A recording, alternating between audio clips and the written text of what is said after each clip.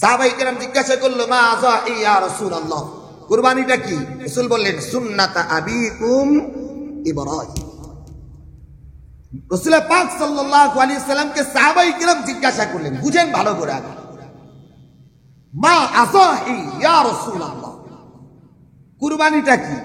রাসূল বললেন, প্রথম কথা সুন্নাতা আবিকুম ইব্রাহিম। তাহলে আমার এই রীতিনীতিটা আল্লাহ প্রদত্ত, কিন্তু সুন্নতে ইব্রাহিম। তাহলে ইব্রাহিম পয়গম্বরের কুরবানি যেমন ছিল, আমার কুরবানিটাও তেমন হওয়া চাই। আমার কথা বুঝতে পারছেন? আল্লাহ তাআলা শর্ত করছেন রাসূল পাক সাল্লাল্লাহু আলাইহি ওয়াসাল্লাম, সুন্নাতা আবিকুম ইব্রাহিম, ওরা বসায় দেন, সুন্নাতা আবিকুম ইব্রাহিম, ইব্রাহিমের সুন্নত এটা। এবার সাহাবায়ে কেরাম আবার জিজ্ঞাসা করলেন, বলু ফামালানা ইয়া রাসূলুল্লাহ, আমরা যদি কুরবানি করি, ইব্রাহিম পয়গম্বর তো আল্লাহ পর্যন্ত পৌঁছে গেছিল, আমরা কি সওয়াব অর্জন করব? আল্লাহ পর্যন্ত কিভাবে পৌঁছব? রাসূল পাক সাল্লাল্লাহু আলাইহি ওয়াসাল্লাম বলেন, ওয়ালা ফাসুকু বিকুল্লি শারাতিন হাসানা, এক একটা পশমের বিনিময়ে আল্লাহ তাআলা তোমাকে সওয়াব দান। কি মনে করছে তাহলে কি পরিমাণ একটা প্রাণীতে পশু হইতে পারে, পশম হইতে পারে, আল্লাহ তাআলা ওই পরিমাণ পশমের সওয়াব দান করবেন। ওয়াফি রিওয়ায়াতিন, অন্যান্য রিওয়ায়াতে আসছে, কোন কুরবানিকারী কুরবানি করার রক্ত জমিনে পড়ার আগেই বান্দার গুনাহকে আল্লাহ তাআলা মাফ করে দেন। আর কুরবানিটা কুরবানি হইতে, কুরবানিটাকে প্রথম কথা লৌকিকতা মুক্ত হইতে হবে, কুরবানিটা হারাম মাল মুক্ত হইতে হবে, কুরবানিটা শরীকানায় যারা কুরবানি দেব সকলের দিল মন মানসিকতা এক থাকতে হবে। যদি কারো এরকম না পান, ছাগল কুরবানি দেন, ভেড়া কুরবানি দেন, তারপরেও হারাম মানুষের সাথে কুরবানি দেওয়া থেকে নিজেকে বর্জন রাখেন, কারণ কুরবানি তো আল্লাহ তাআলার জন্য। লৌকিকতা থেকে মুক্ত হওয়া চাই কুরবানি। দেখেন, তাহলে আমরা রাসূল পাক সাল্লাল্লাহু আলাইহি ওয়াসাল্লামের হাদিস থেকে পাইলাম, সাহাবায়ে কেরাম জিজ্ঞাসা করলেন, ওগো রাসূল, মা আযাহি ইয়া রাসূলুল্লাহ, কুরবানিটা কি? রাসূল পাক সাল্লাল্লাহু আলাইহি ওয়াসাল্লাম বললেন, সুন্নাতা আবিকুম ইব্রাহিম। তাহলে ইব্রাহিমের কুরবানিটা কি ছিল ভালো করে বুঝেন। আল্লাহ রাব্বুল আলামিন সূরা সাফফাত আয়াত নাম্বার 99, ওয়াকালা ইন্নী যাহিবুন ইলা রাব্বি সায়াহদিন, রব্বি হাবলি মিনাস সালিহিন, রব্বি হাবলি মিনাস সালিহিন, রব্বি হাবলি মিনাস সালিহিন। একদিন দুই দিন না, একদিন দুই দিন না, ও আমার বাবাজিরা ভালো করে বুঝেন, একদিন দুই দিন না। ওয়াফি রিওয়ায়াতিন 120 বছর, ওয়াফি রিওয়ায়াতিন 85 বছর। শুধু আল্লাহ তাআলার কাছে একটা সন্তান চাইতেছিলেন, আল্লাহ একটা সন্তান দেন, একটা সন্তান দেন, একটা সন্তান দেন। কতটা সময়! তাহলে আমাদের এখান থেকেও স্পষ্ট একটা বিষয়, আমরা তো মনে করি আজকে দোয়া করছি, সন্ধ্যার আগেই মনে হয় কবুল হবে। জোহরের নামাজ পড়া 2 রাকাত সালাতুল হাজত পড়া একটু দোয়া করছি, আল্লাহ খুব বিপদে পড়ছি, 10,000 টাকা দরকার, তাহলে দিয়া দেন। মনে মাগরিবের আগে কোনো না কোনো ভাবে আমার কাছে 10,000 টাকা আছে, খুব বিপদে পড়ছি, বাংলা মুকদ্দমা সমস্ত কিছু মিলা দোয়া তো করছি, 2 রাকাত নামাজ পড়ে চিন্তা করতেছি, দোয়া তো একটা করছি, কাজ তো হইব। এখন যে হইব এটা আপনারা কে কইছে? ইব্রাহিম পয়গম্বরের মতো জালিলুল কদর নবী, আল্লাহর প্রিয় ভাজন ব্যক্তিত্ব, আল্লাহ তাআলা প্রিয় মানুষ, উনি 85 বছর দোয়া করার পরে আল্লাহ সন্তান দিবেন, আর আপনি জোহরের সময় দোয়া করছেন, মাগরিবের আগেই কবুল হয়ে যাবে। আমাদের কি চিন্তা ভাবনা? এজন্য ধৈর্য ধারণ করা, দোয়া কখনো বিফলে যায় না। প্রথম কথা, দোয়া কখনো বিফলে যায় না। হাদিসের ভিতরে আসছে, তিরমিজির হাদিসের ভিতরে নবী আলাইহিস সালাতু ওয়াস সালাম বলেন, কোন স্তন থেকে দুধ বের করে পুনরায় দুধ যেমন ভিতরে ঢোকা সম্ভব না, কোন বান্দার মুখ থেকে যখন কোন দোয়া বের হয়ে যায়, এই দোয়াটা বিফলে যাওয়াও সম্ভব। হয়তো দুনিয়ায় আখিরাতে পাবেই সে বান্দা, 1 বছর আগে পরে, 10 বছর আগে পরে, 20 বছর আগে পরে পাবেই বান্দা। দোয়া করছে, এর ফলাফল বান্দা পাবেই, যেভাবে করছে সেভাবে না পাইলেও আল্লাহর মর্জি মোতাবেক সে পাবে। তাবিজ, এগুলো আল্লাহ তাআলা ইব্রাহিম পয়গম্বরের মাধ্যমে আমাদেরকে শিখায়। রব্বি হাবলি মিনাস সালিহিন। মেরে ভাই, এই এক আয়াতের উপরে যদি 1 ঘন্টা কথা বলি শেষ হবে না। আমরা আমাদের সন্তানগুলোর জন্য দোয়া করি। আমাদের উস্তাদ, আমার তিরমিজির উস্তাদ আহমদ ইসা হাফিজাউল্লাহ তাআলার কাছে আমরা বসে আছি। হযরত আমাদেরকে জালালাইন পড়ানোর সময় বলতেছিলেন, বলে আজকে একটা ঘটনা হুজুর আমাদেরকে এইভাবে বলতেছে, বলে একটা বাচ্চা নিয়ে আসছে 4 বছর। আইনা বলে হুজুর দোয়া করেন ছেলেটাকে মাদ্রাসায় দিতে চাই। বলে আলহামদুলিল্লাহ। এরপরে বাবা আবার বলতেছে হুজুর দোয়া করেন আল্লাহ যেন সন্তানটারে নেক বানায়। হযরত বললেন, আরে ভাই, বিবাহের আগের থেকে দোয়া করতেছি আল্লাহ যেন একটা নেক সন্তান দেয়, আর আপনি সন্তান নিয়ে আসছেন নেক বানানোর জন্য। বুঝতে পারেন না? বুঝতে পারেন? আমরা তো বিবাহের আগের থেকে দোয়া করতেছি আল্লাহ যেন নেক সন্তান দেয়, এরপরেও নেক সন্তান হইতেছে না, আর আপনি তো বাচ্চা নিয়ে আসছেন নেক সন্তানের দোয়া করার জন্য। তাহলে কি পরিমাণ আগের থেকেই সন্তানের জন্য দোয়া করা যায়। ইব্রাহিম পয়গম্বর সন্তান হওয়া পর্যন্ত যতটা বছর দোয়া করেছেন, প্রত্যেকটা বছর একই দোয়া করছেন, রব্বি হাবলি মিনাস সালিহিন। সালিহিন শব্দ বলছেন আল্লাহ আমাকে একজন সৎ সন্তান দান করুন। সন্তান দিবেন, তবে সৎ সন্তান দিবেন, অসৎ সন্তান দিবেন না। আমাকে যদি সন্তান দেন নেক সন্তান দিবেন। ইব্রাহিম পয়গম্বর দোয়া করতেছিলেন রব্বি হাবলি মিনাস সালিহিন। করতে আসেন, হতাশ হন না, হতাশ হন না। জানেন এটা রব্বে কারিমের সাথে সম্পর্ক হবেই হবে। আজকে নয় কালকে, 10 বছর, 20 বছর, 50 বছর হবে, এটা আল্লাহর ফয়সালা। আমার দোয়া কখনো বিফলে যাবে। দোয়া করতেছেন, করতে আল্লাহ তাআলা সুসংবাদ দিয়ে দিলেন, ফাবাশশারনাহু বিগুলামিন আলীম। ও ইব্রাহিম, যাও, তোমার একজন ধৈর্যশীল সহনশীল এক নেক সন্তান দান করার অঙ্গীকার করলাম। খুশি হয়ে গেছেন না ইব্রাহিম পয়গম্বর? আয় হায়, কতটা বছর পরে একটা সন্তান হবে। গোলাম বলছেন ছেলে সন্তান হবে, আবার সহনশীল হবে, ধৈর্যশীল হবে। এত খুশি হয়েছেন, খুশিতে আত্মহারা ছিলেন। কতটা বছর পরে হয়েছে, আনন্দ হওয়ারই কথা, খুশি হওয়ারই কথা। এখন ইব্রাহিম পয়গম্বরের সাথে এই বাচ্চাটা একটা গভীর সম্পর্ক। ছেলে কতটা বছর পরে হয়েছে, বৃদ্ধ বয়সে। মুহাব্বতের, বাবার সন্তানের মুহাব্বত চলতেছে। আল্লাহ তাআলা পরীক্ষা করতে চাইলেন ইব্রাহিমের দিলে কি আমার মুহাব্বত বেশি না ইসমাইলের মুহাব্বত বেশি।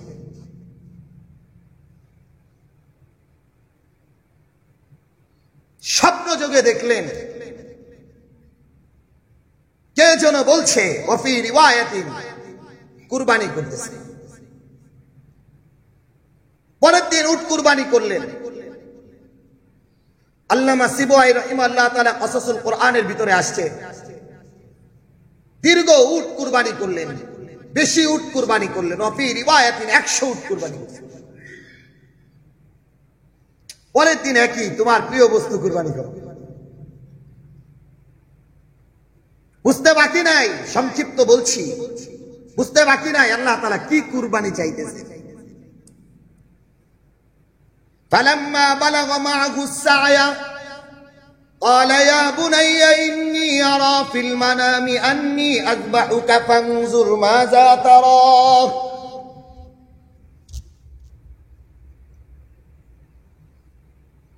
সন্তানকে নিয়ে 10 তারিখ মিনার প্রান্তরে যাইতেছে।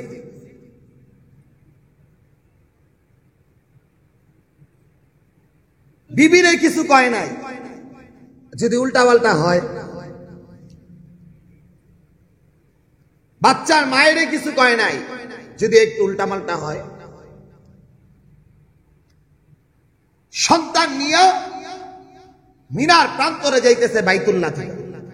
বাইতুল্লাহ তো স্থান, ঘর, সেখানে থাকে। মার ছেলে এখান থেকে নিয়ে যাইতেছে মিনার প্রান্তরে, পাহাড় অবার কইরা শয়তান অমনি আসছে, আইসা ধোকা দিছে। এই কই নিয়ে যায় তোমার ছেলেরে জানো? বলে কই নিয়ে যায়? বলে কুরবানি করার জন্য। জবাব দিছে বাচ্চার মা, জবাব দিছে হযরত আলাইহিস সালাতু ওয়াস সালাম জবাব দিছে। কার নির্দেশে নেই? বলে আল্লাহর নির্দেশে। বলে তোরে থাপড়ান দরকার, আমার আল্লাহর নির্দেশে নিতেছে, তুই বাধা দেওয়ার কি? সন্তান কুরবানি হয়ে যাইতেছে আল্লাহ তাআলার জন্য, শয়তান মাকে ধোঁকা দিতে পারে না। অথচ আজকে আমাদের কুরবানি করার ক্ষেত্রে শয়তান আমাদেরকে বড় ধোঁকা দেয়। বড় কুরবানি, বড় একটা গরু কিনা বাজার দিয়া ঘুরাবি, ভালো করে বাড়ির সামনে বাইদা মানুষের কবি এত টাকার কুরবানি। আল্লাহ মাফ করুক, এখন তো এই সোশ্যাল মিডিয়া আমাদেরকে আরো ইখলাস থেকে নষ্টের দিকে নিয়ে যাচ্ছে। গরু কিনছে, সুন্দর করে গরুটা ছবি তুলে আলহামদুলিল্লাহ এত লক্ষ টাকা দিয়া গরু কিনলাম। নির্লজ্জতা, এটা নির্লজ্জতা। এই কুরবানির সাথে সম্পর্কই তো শুধু রব্বে কারিমের। মানুষকে কেন জানাইতে হবে? মানুষকে কেন বলতে হবে? মানুষের কাছ থেকে কেন বাহবা দিতে হবে? বাহবা তো দিবেন আমার রব্বে কারিম। ইব্রাহিম পয়গম্বর ছেলেকে নিয়ে গেলেন মিনার প্রান্তরে। শোয়ানোর আগেই, চিৎ করে শোয়ানোর আগেই ছেলেকে একটা প্রশ্ন করলেন। আল্লাহ তো আগেই সুসংবাদ দিয়েছিলেন, ফাবাশশারনাহু বিগুলামিন হালিম, সহনশীল এক সন্তান আপনাকে দান করলাম। ইব্রাহিম পয়গম্বরের দিলি অবস্থাগুলো আমার সন্তানকে একটু বলে দেখি, সন্তান কি বলে। ক্বালা ইয়া বুনাইয়া, ও আমার কলিজার টুকরা। ইব্রাহিম পয়গম্বর বললেন, ইন্নী আরা ফিল মানাম, আজকে রাতে একটা স্বপ্ন দেখছি। বলে বাবা কি স্বপ্ন দেখছেন?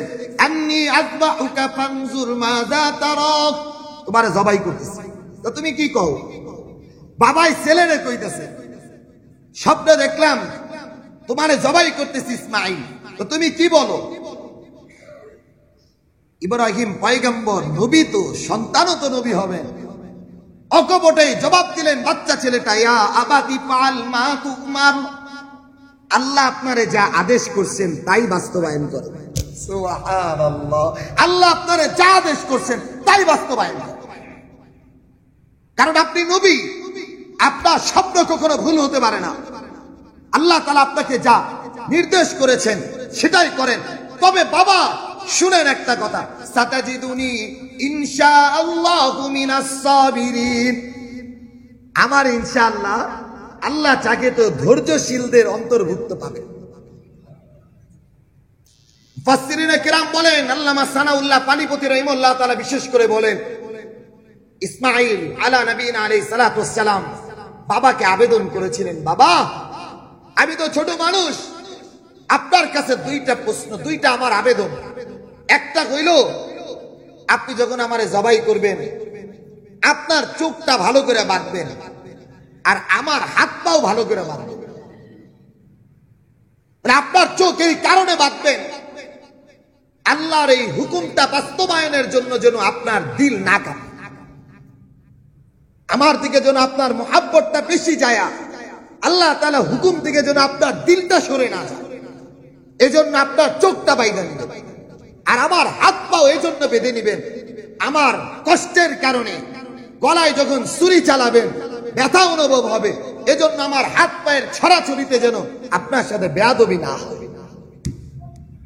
মেরে ভাই, নবীর থেকে আমাদেরকে আল্লাহ তাআলা শিক্ষা দিয়েছে।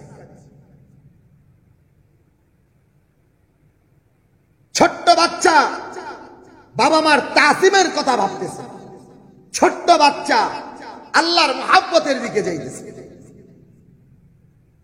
ইব্রাহিম পয়গম্বর, সংক্ষিপ্ত কথা, ইব্রাহিম পয়গম্বর তাই করলেন। ফালাম্মা আসলামা ওয়া তাল্লাকু লিল জামিন, যা করার তাই করলেন। শুয়ায়ে দিলেন চিৎ কইরা, ধারালো করলেন ছুরিটা, দিবেন কেবলই দিবেন, গলার উপরে ছুরি চালায়া দিবেন। কোন কোন রিওয়ায়াতে আসছে ছুরিটা গলায় চলতেছিল না, হাত থেকে ফসকে পাথরের উপরে পইরা পাথর খণ্ডিত হয়ে গেছে। দাঁড়ালো, ছুরি যখন চালায়া দিলেন, আল্লাহ তাআলা ডাক দিলেন, ওয়ানাদাইনাহু আইয়া ইব্রাহিম, ও ইব্রাহিম, কদ সাদ্দাকতার রুইয়া, তোমার স্বপ্ন বাস্তবায়ন হয়ে গেছে। কদ সাদ্দাকতার রুইয়া, সত্যে পরিণত হয়ে গেছে তোমার স্বপ্ন। হ্যাঁ, জীবনের 85 বছর পরে সন্তানটারে কুরবানি দিয়া আবার তুমি প্রমাণ করছো তুমি সন্তানের চাইতে রব্বে কারিমকে বেশি ভালোবাসো। দুম্বা, জিবরিল আমিন দুম্বা আনছে, শোয়ায়া দিছে, বাচ্চা সরায়া, দুম্বা কুরবানি হয়ে গেছে। আল্লাহ তাআলা জানিয়ে দিবেন, কদ সাদ্দাকতার রুকিয়া, ও ইব্রাহিম যাও, তোমার স্বপ্ন তো বাস্তবায়ন হইছে। এভাবেই আমি ইন্না কাযালিকা নাজিসিল মুহসিনিন, সৎ বান্দাদের প্রতিদান দিয়ে দেব।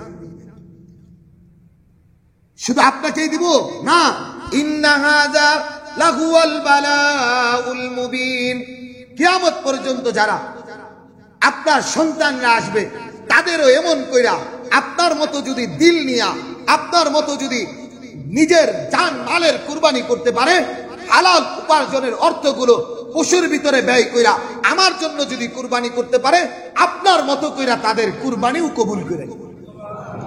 ইন্না কাযালিকা নাজিসিল মুহসিনিন, আমি এভাবে কিয়ামত পর্যন্ত একনিষ্ঠ বান্দা যারা থাকবে, ইখলাসপূর্ণ বান্দা যারা থাকবে, আমার জন্য নিবেদিত বান্দা যারা থাকবে, তাদের কুরবানিটাও এমন করে কবুল করে।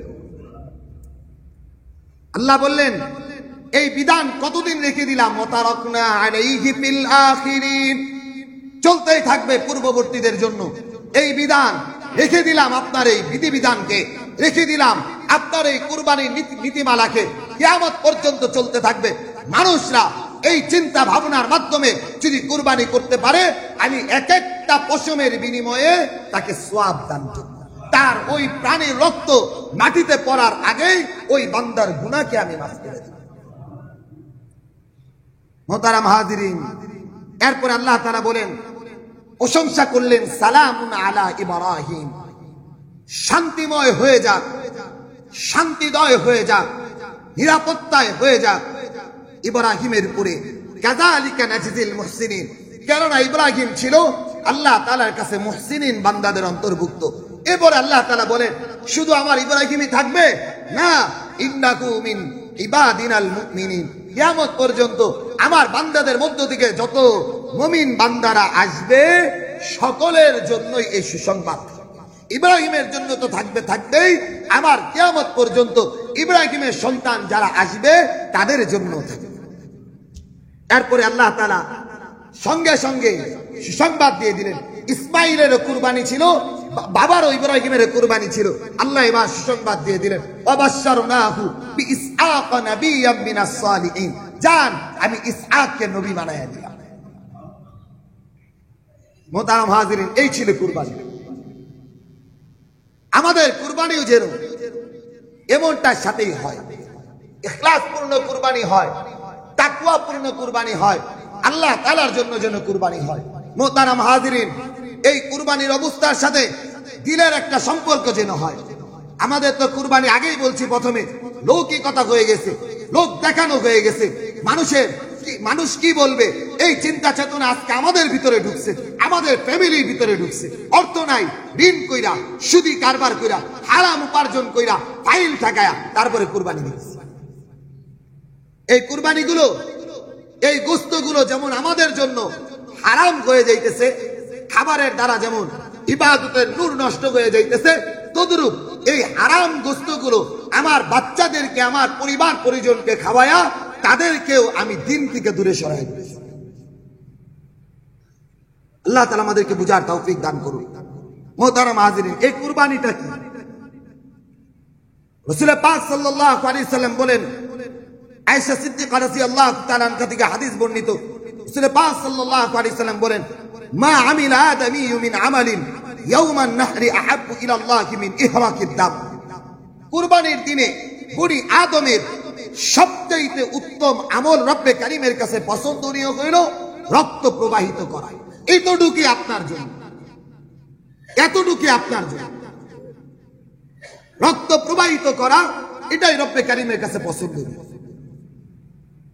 এরপরে ওয়া ইন্নাকু লা ইয়াতি ইয়াউমাল কিয়ামাতি ফি ফারশিহি বিকুরুনিহা ওয়া আশআরিহা ওয়া আসলাফিহা, কাল কিয়ামতের ময়দানে আল্লাহ তাআলার কাছে এই কুরবানির বস্তু শিং, এই কুরবানি বস্তুর চামড়া, এই কুরবানি বস্তুর সমস্ত এই খুর যা কিছু আছে এগুলো রব্বে কারীমের কাছে মিজানের পাল্লায় ওজন করা হবে, এইভাবে নিয়ে আসবে।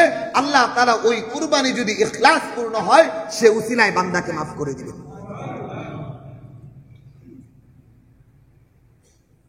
নবী আলাইহিস সালাতু ওয়াস সালাম বলেন, ওয়ান ইবনে আব্বাস রাদিয়াল্লাহু আনহুমা قال قال رسول الله صلى الله عليه وسلم في يوم الاضحى ما عمل آدمي, ওই একই হাদিস।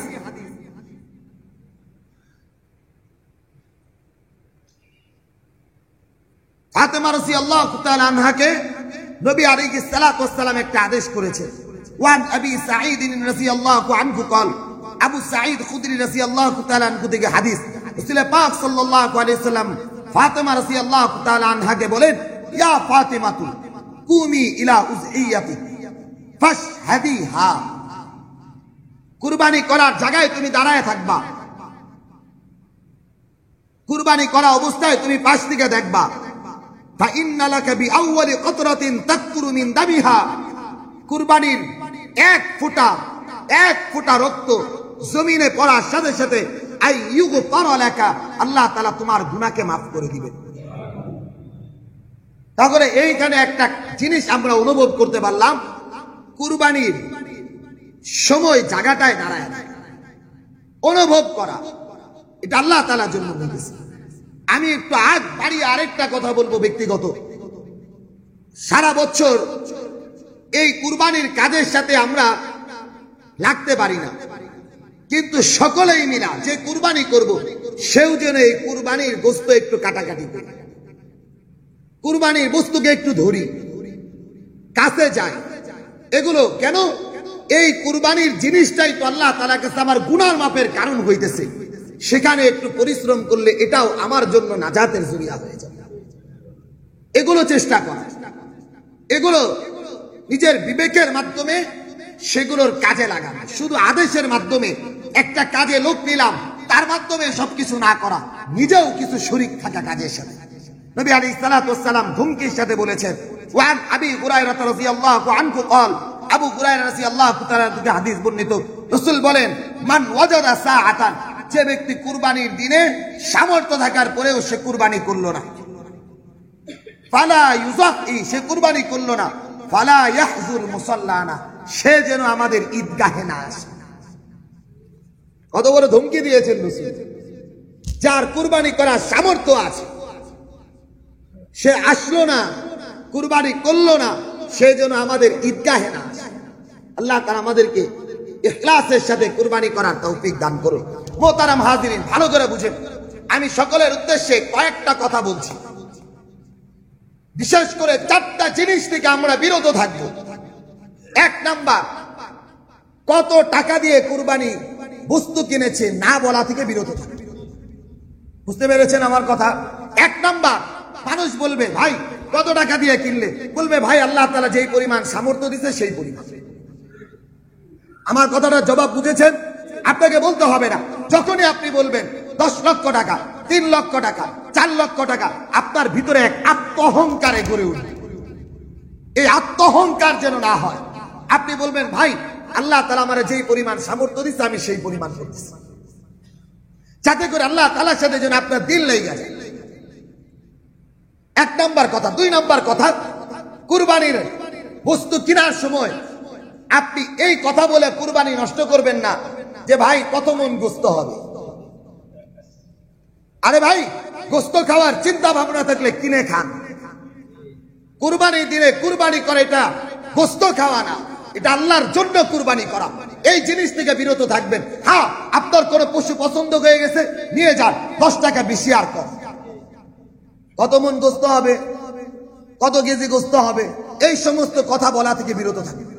পারবো না ইনশাআল্লাহ। আমার কথা আমি খুব গবেষণা করে বলছি। আমাদের কুরবানি কি কি নষ্ট করে দেয়, এই জিনিসগুলো আমাদের কুরবানি নষ্ট করে দেয়। বাজারে যাই বলতেছি ভাই কত মন গোস্ত হবে, এই জিনিস থেকে আমাদের জবান চিন্তা ভাবনাকে দূরে রাখবে। পছন্দ হয়েছে আল্লাহ তাআলার জন্য, গোস্তের সম্পর্ক না, কত কেজি হবে কেজির সম্পর্ক না, আল্লাহ তাআলার জন্য পছন্দ হয়েছে পশু নিয়ে যাব, কুরবানি করে দিব, এটাই আমার জন্য। 3 নাম্বার কথা, এই কুরবানির পশুটাকে আদর যত্ন করার সর্বোচ্চ চেষ্টা করব। একদিন যদি থাকে, ধরেন আপনি শনিবার হাটের থেকে কিনছেন, শনিবারের কিছু সময় পাবেন, রবিবার পূর্ণ সময় পাবেন। আপনি এমন ঈদে ব্যস্ত হয়ে গেছেন যে পশুটাকে কেন্দ্রিক আজকের কুরবানি, এর দিকে আপনি খেয়াল করতে পারেন না, সারাদিন না খাওয়া। যে পশুটা আপনার নাজাতের জরিয়া হবে, যে পশুটা আপনার আল্লাহ তাআলার কাছে আপনার গুনাহ মাপের কারণ হবে, এই পশুটাকে একটু আদর যত্ন করে নিজে খাওয়ানো, পারলে একটু গোসল করিয়ে দেওয়া, যেভাবে একটু আদর করা যায় এভাবে এই পশুটাকে একটু আদর করা। বুঝতে পেরেছি? আমরা এই কাজগুলো করার সকলেই চেষ্টা করব। 1 নাম্বার, আবারও বলছি, গরু কত টাকা দিয়ে কিনছেন কারো বলা দরকার নাই, কত টাকা দিয়ে কিনবেন এগুলো করা দরকার নাই। শুধু আপনি বলবেন, কেউ জিজ্ঞাসা করলে, ভাই আল্লাহ তাআলা আমারে যেই পরিমাণ সামর্থ্য দিছে আমি এই পরিমাণ কুরবানি করেছি। 2 নাম্বার কথা, কত কেজি গোস্ত হবে, কত মন গোস্ত হবে, এগুলোর চিন্তা ভাবনা যেন মনের ভুলেও না আসে, নাও যেন বলি। 3 নাম্বার কথা হলো কুরবানির বস্তু আল্লাহ তাআলার জন্য যেন হয় এবং সেটাকে কেনার পরে ভালো করে একটু আদর যত্ন করার চেষ্টা করা। ভালো করে বুঝেন। 4 নাম্বার, শরীক নির্বাচনে, শরীক নির্বাচনে খুব খেয়ালের সাথে নির্বাচন করবে। 7 ভাগে কুরবানি, সকলের মন মেজাজ যেন এক থাকে, আল্লাহ তাআলার জন্য কুরবানি হবে, আল্লাহ তাআলার জন্য কুরবানি হবে, কারো মনোরঞ্জনের জন্য, আল্লাহ তাআলার জন্য কুরবানি হবে।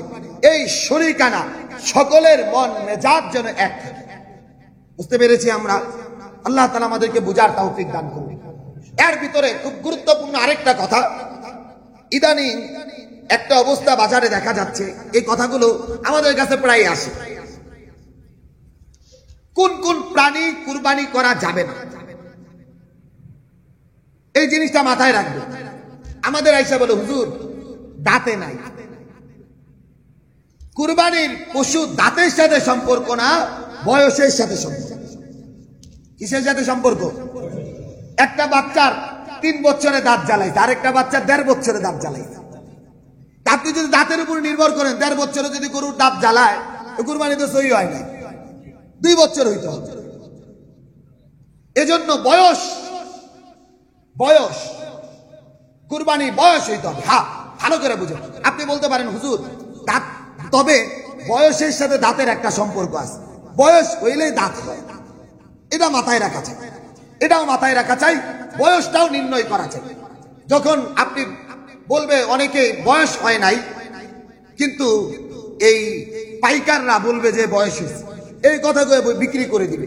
এই ক্ষেত্রে ভালো করে বুঝেন, শরীয়তের মাসালা হইল ফতোয়ায় স্বামীর ভিতরে আসছে, ওই যে বিক্রেতা তার কথার উপরে নির্ভর করে। আপনি ক্রেতা, বিক্রেতা যেই কথা বলবে সেই বিক্রেতার কথার উপরে নির্ভর করে।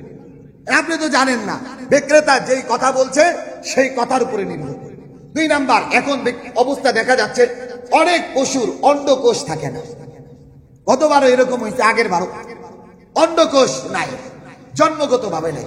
হ্যাঁ, শরীয়তের মাসালা ফতোয়ায় স্বামীর ভিতরে আসছে, আহসানুল ফতোয়ার ভিতরে আসছে, অন্ডকোষ বিহীন গরু কুরবানি করা অথবা কোনো প্রাণী কুরবানি করা সহি আছে, এর দ্বারা কোনো ক্ষতি হবে না। শিং ভাঙা এগুলো ক্ষতি, এগুলো দিয়ে কুরবানি করা যাবে না। শিং ভেঙে গেছে, শিং ভাঙা কুরবানি, এগুলো দিয়ে কুরবানি। শিংয়ের বেশিরভাগ ভেঙে মগজ পর্যন্ত চলে গেছে, কোনোভাবেই না, একেবারেই জীর্ণকার শীর্ণকার গরু, হাড্ডি মগজ পর্যন্ত নাই, হাইটা যাইতে কষ্ট হয়, এমন বস্তুর দ্বারা কুরবানি সহি হবে না, খুব খেয়াল করা যায়। আর মোটা তাজা দেখা আল্লাহ তাআলার জন্য কুরবানি করা যায়। রাসূল পাক সাল্লাল্লাহু আলাইহি সাল্লাম বলেন, আসিমু যাহায়াকুম ফাইন্নাহা আলা সিরাতি মাতায়াকুম, মোটা তাজা দেখা কুরবানি করবা, যাতে কইরা কাল হাশরের ময়দানে কুল সিরাত পারের জন্য এটা তোমার বাহন হয়ে যায়। আল্লাহ তাআলা আমাদেরকে বুঝার তৌফিক দান করুন। সকলেই কান পেতে আরেকটা মাসালা শুনুন, ভালো করে শুনুন, আমার এই কথাটা ভালো করে শুনবেন। কুরবানির বস্তু, কুরবানির প্রাণী কুরবানি করার সাথে সাথে কোন কুরবানির সাথে সম্পৃক্ত চামড়া, হাড়, গোস্ত, কোন কিছু, মাথা, খুর, কোন কিছুই, ভুঁড়ি, কোন কিছুই প্রতিদান হিসাবে দেওয়া যাবে না। বুঝতে পেরেছি? যেমন আপনি কুরবানি করবেন, আপনার চাচাতো ভাই, মামাতো ভাই এরা আসছে, আপনি তাদের পারিশ্রমিক হিসাবে 5 কেজি গোস্ত দিয়ে দিলেন, সম্পূর্ণ কবিরা গুনাহ হয়েছে, কুরবানি সহি হয় না। কুরবানির দিনে আপনি তাকে পারিশ্রমিক দিতে হবে, আগে নির্ধারণ করবেন। আর সহি সুরত হইল যে আসবে আত্মীয় স্বজন হইতে পারে, আপনি তারা বলবেন ভাই তোমাকে আমি এত টাকা দিব, 1000 টাকা 1000 টাকা দিব, 2000 টাকা 2000 টাকা দিব। সেও জানবে যে আমারে কোনো গোস্ত দিব না, টাকা দিব। আপনি যাওয়ার সময় যা হাদিয়া দিয়ে দিবেন এটা আপনার সওয়াবের কারণ হবে। কিন্তু মনে রাখা চাই সেই শ্রমিকের টাকা শুধু টাকাই দেওয়া যায়, এটা যেন মাথায় থাকে। 2 নাম্বার কথা, কাজের মহিলা আছে আপনার, এর আপনি পারিশ্রমিক হিসাবে দিতেছেন, হবে না। সারাদিন কাজ করছে, আপনি তার পারিশ্রমিক হিসাবে 2 কেজি গোস্ত দিলেন, হবে না। সোজা কথা, কুরবানি করার পরে এটা নিজেরা খাবো, পরিবার পরিজনকে দিব, গরিব দুঃখীকে দিব, এছাড়া কোনো ফায়দা এখান থেকে আমি হাসিল করতে পারবো না। এটা মাথায় রাখা যায়। কথা বলতেছেন পরে মাসালা, কারো জিজ্ঞাসা থাকলে পরে হবে। 2 নাম্বার কথা,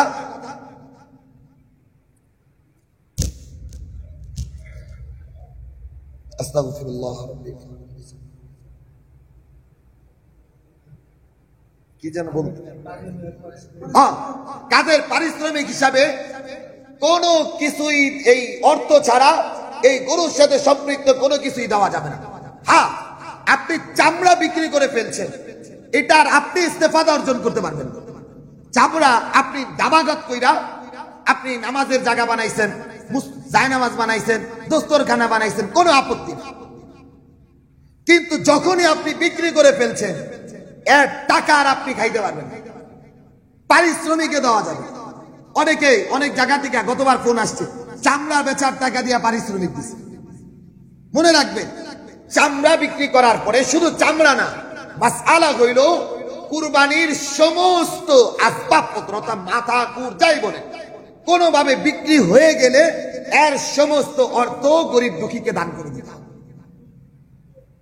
গরিব দুঃখীকে দান করে দিতে হবে। এজন্য খুব খেয়াল করা চাই, খুব খেয়াল করা চাই, কুরবানির কোন বস্তুর দ্বারা যেন পারিশ্রমিক না দেয়। গুরুত্বপূর্ণ আরেকটা মাসালা বলছি, অনেকে হোটেল ব্যবসা করি আমরা, অনেকে দোকানের ব্যবসা। এই ব্যবসার ক্ষেত্রে আপনার কুরবানির গোস্ত দিয়া হোটেলের কোন রান্না বাড়ি কইরা বিক্রি করলেও ওই টাকা সদকা করে দিতে হবে।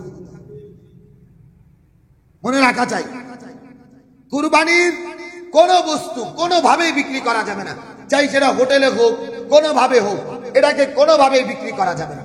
শেষ আরেকটা কথা, কুরবানির সাথে আপনি চাইলে আকিকা করতে পারেন। অনেকে মাসালা জিজ্ঞাসা করেন, ভালো করে বুঝে নেই মাসালাটা। আমার উপর কুরবানি ওয়াজিব 1 ভাগ, একটা গরুতে 7 ভাগ, এক গরুতে, ছাগলে কিন্তু কোনো ভাগ নাই, ভেড়ায় কোনো ভাগ নাই, মহিষ, দুম্বা, মহিষ, উট, গরু, মহিষ, উট, গরু, এই 3 প্রাণীর ভিতরে 7টা ভাগ আছে। কিন্তু আপনার একটা ভাগ কিন্তু ওয়াজিব কুরবানি। আপনি একা একটা গরু দিতেছেন, একাই, আপনি এই একটা ভাগ হলো আপনার, আপনি এরপরে আরেকটা ভাগ আপনার বিবির জন্য দিতে পারেন, আপনি আরেকটা ভাগ আপনার বাবা মার জন্য দিতে পারেন, বাবার জন্য একটা, মায়ের জন্য একটা দিতে পারেন। দুনিয়া থেকে বিদায় গিয়ে থাকলে তাদের জন্য আপনি নফল কুরবানি করতে পারেন। বুঝতে পারছি আমার কথা? এরপরে আপনার একটা ছেলে আছে, আপনি আকিকা করতে চান, ভালো করে বুঝুন, আপনার এক ভাগ, বিবির এক ভাগ, মায়ের এক ভাগ, বাবার এক ভাগ, 4 ভাগ চলে গেছে। দুইটা ছেলে, কয় ভাগ? 4 ভাগ। আপনার এখানে 4 ভাগ সহি হয়নি। আপনাকে এখানে এক ছেলের জন্য 2 ভাগ দিতে হবে, আর একটা মেয়ের জন্য 1টা ভাগ দিতে পারবেন। অর্থাৎ সুন্নত তরিকা হইল আকিকার জন্য ছেলের জন্য 2টা খাসি, অর্থাৎ 2 ভাগ, আর মেয়ের জন্য 1 ভাগ। এভাবে মাসালাকে মাথায় রাখবেন। সূত্র বললাম, আকিকার জন্য পুরুষের জন্য 2 ভাগ, মহিলার জন্য 1 ভাগ। আপনার আগে ওয়াজিব কুরবানি, তারপরে 7 ভাগের ভিতরে আপনি আকিকাও নিযুক্ত করতে পারেন। আপনার মৃত পরিবার থেকে আপনার স্ত্রী পুত্র তাদের নামেও আপনি কুরবানি করতে পারেন। আমার কথা বুঝতে পারছেন? একটা আসানি তরিকা হইল, কোন কুরবানি যদি 1টা ভাগ অতিরিক্ত থাকে, নবী আলাইহিস সালাতু ওয়াস সালামের নামেও আপনি দিতে পারেন, নবী আলাইহিস সালাতু ওয়াস সালামের নামেও দিতে পারবেন। তবে হ্যাঁ, মনে রাখবেন, একটা গরুতে 7টা ভাগে আকিকা হইতে পারে, পরিবার পরিজনের কুরবানি হইতে পারে, সমস্ত বন্টন গুলো একই রকম। আকিকার জন্য যেটা হবে সেটাও একরকম, শুধু মান্যতের কুরবানি বাদ দিয়া। আপনি মান্যত করছিলেন আমার ছেলেগুলো আমি একটা গরু কুরবানি করব, এই কুরবানি বাদ দিয়া, এটা মান্যতের কুরবানি। এই কুরবানি গোস্ত যে কুরবানি দাতা সে খেতে পারবে, সম্পূর্ণ সদকা করে দিতে হবে। এই মান্যতের কুরবানি বাদ দিয়া সমস্ত কুরবানির গোস্ত আপনি চাইলে একাই সব খাইতে পারেন, চাইলে সমস্ত কিছু দরিদ্র মানুষকে দিয়ে দিতে পারেন, চাইলে সমস্ত কিছু আত্মীয় স্বজনকে দিয়ে দিতে পারেন। তবে রব্বে কারীম যেই কথা বলছেন, লা ইয়ানালাল্লাহু লুহুমুহা ওয়ালা দিমাউহা ওয়ালাকিন ইয়ানালুকুত তাকওয়া মিনকুম। এরপর আল্লাহ তাআলা বলেন, ফাকুলু মিনহা ওয়াতইমুল কানিয়া ওয়াল মুতা। সবকিছু শেষ হয়ে গেলে এই গোশত থেকে তোমরা খাবা। শুধু তোমরা খাবা তা না, এমন কিছু মানুষ আছে যারা তোমাদের কাছে চাইতে পারে না, কানিয়া, ওই সমস্ত মানুষের দ্বারে দ্বারে গিয়া গোশত পৌঁছায়। ওয়াল মুতা, একেবারে গরিব দুঃখী অসহায় মানুষ, তাদের কাছে যায়াও এই গোশতগুলো পৌঁছায় দিবে। বুঝতে পেরেছি ইনশাআল্লাহ? আল্লাহ তাআলা আমাদেরকে বুঝার তৌফিক দান। কোন মাসালা যদি প্রয়োজন মনে করেন, সব সময় সর্ব অবস্থায় আসবেন, এবং যদি নাও আসতে পারেন ফোনে যোগাযোগ করবেন ইনশাআল্লাহ। কিন্তু ভুলের মধ্যে থাকবেন, সকলের কাছে আবেদন, ভুলের মধ্যে থাকবেন। কোনোভাবে যে আপনি ভুল করে যাইতেছেন, সংশয় হয়েছে, আপনি জানবেন যে হুজুর এটা কি সগি, কেন পুরা কুরবানি যেন তাকওয়ার উপরে হয়, আল্লাহ তাআলার জন্য হয়। একটু যদি এদিক সেদিক হয়ে যায়, কুরবানি বিফলে যাবে। এই বিফলে যেন না যায়, রব্বে কারীম আমাদেরকে তৌফিক দান করুন। আমিন। ওয়া আখির দাওয়ানা আলহামদুলিল্লাহি রাব্বিল আলামিন।